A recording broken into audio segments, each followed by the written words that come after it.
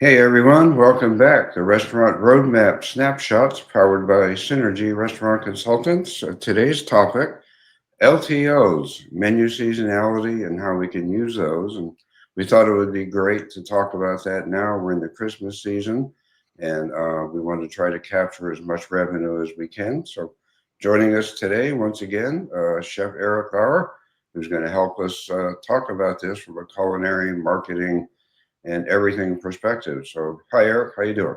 I'm doing great, Danny. How about you today?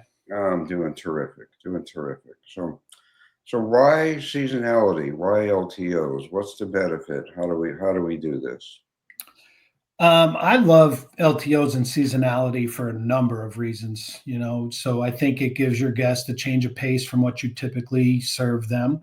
It also helps you stretch your culinary muscles, right? So you can bring things in and test them out and see what the guests think about them. And they could end up being on the future menu prints. And I just love the fact that you can get your creativity out there and not have it be for a long-term thing where you don't know what the result is going to be. So I think those three items really push the LTOs for me. Yeah, and I think also if you want to test a new menu item, you run it as an LTO or as a special. Yeah, and I agree wholeheartedly. Keeping your menu fresh, and we talk about menu discipline a lot, right? So if you have a smaller menu, layering in a special or a seasonal item or an LTO, you're not further taxing your kitchen and your service staff. So you're enhancing as opposed to deteriorating your food service program, right? So it's like if you have 100 menu item and you have four specials, it's like, okay, right? How are we going to do this, right? Yeah, no, thank you.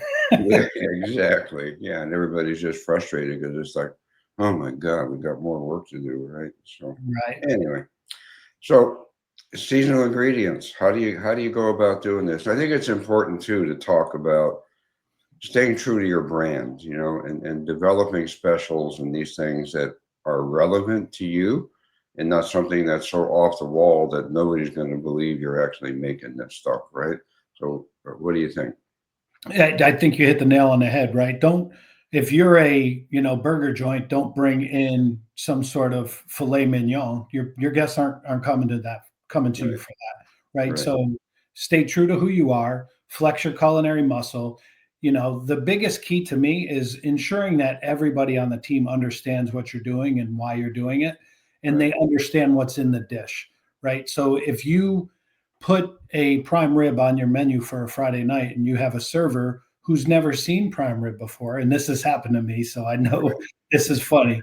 sure, And the first prime rib hits the window and they go, "Oh my goodness, that's so rare. I can't bring that out."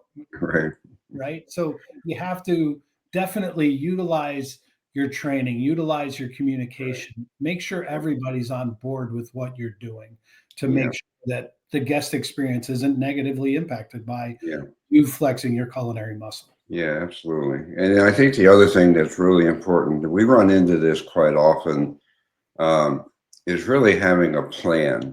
Like one of the challenges of doing specials the wrong way is, it's 3 o'clock in the afternoon and my dinner service is going to start getting busy at 5. And I go, okay, what am I doing for a special today? Right. So there's like no thought, no preparation, no consideration for cost, or anything. So, you know, talk a little bit about process from your perspective. How do you do this effectively and efficiently versus operating in panic mode, right?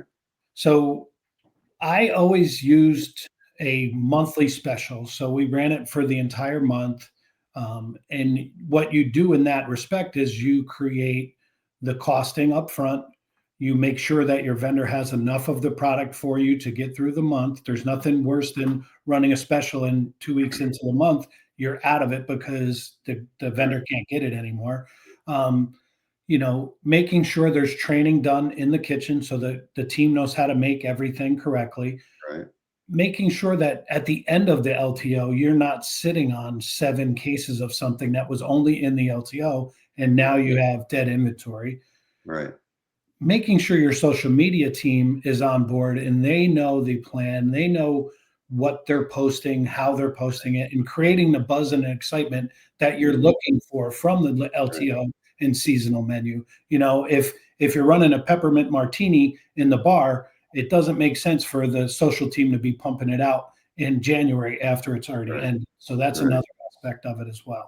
Yeah. And then training your team to understand it, taste it, be confident in selling it, right? Both front of house and back of house, and you Absolutely. know, yeah, we always work too, recommending another way to look at it is having a calendar, whether that's quarterly, annually, what am I running, which gives me enough time to do the R&D. It gives me enough time to present it to my boss, gives me enough time to get costing.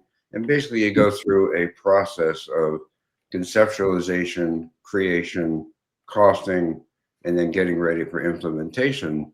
And don't forget, you want to program your POS machine so you can track the sales, and if you want to do social media and get feedback, table tents or I'm sorry, comment cards, whatever that is, having a really solid, organized plan in place, I think is really, really important. So, And if, go I think ahead, sorry.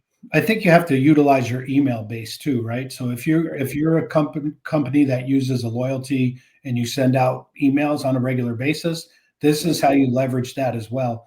You create that buzz, you create that excitement, and your regular customers and regular guests are coming back in. They say, Right. "Oh, I see you have that, prime rib special again this week. I'm Right. definitely coming back for that." So it Mhm. it helps create return traffic as well. Yeah, yeah, and I think the other thing too we should touch on before we go is, you can run specials to help yourself too. Like you can do more of a dish up item on a busy night, which takes pressure off of your kitchen, your a la carte menu, and you're still delivering a product that's true to your brand, works for you cost wise, but it helps you with your throughput. You bring up prime rib again. That's a great Friday night special because it's easy to get out of the kitchen and Absolutely. it can help your throughput and stuff like that too. So And not only that, whatever you have left over creates a great French dip sandwich on Saturday morning. or hash for brunch on Sunday, right? Yeah, Oh, there you go. yeah, Woo. Now I'm hungry. yeah, right. So planning ahead, staying true to your brand, work with your vendors. We just did a little snapshot about vendors and getting feedback from them, and planning ahead, and being organized. That's the main thing, and delivering great quality day in and day out. So.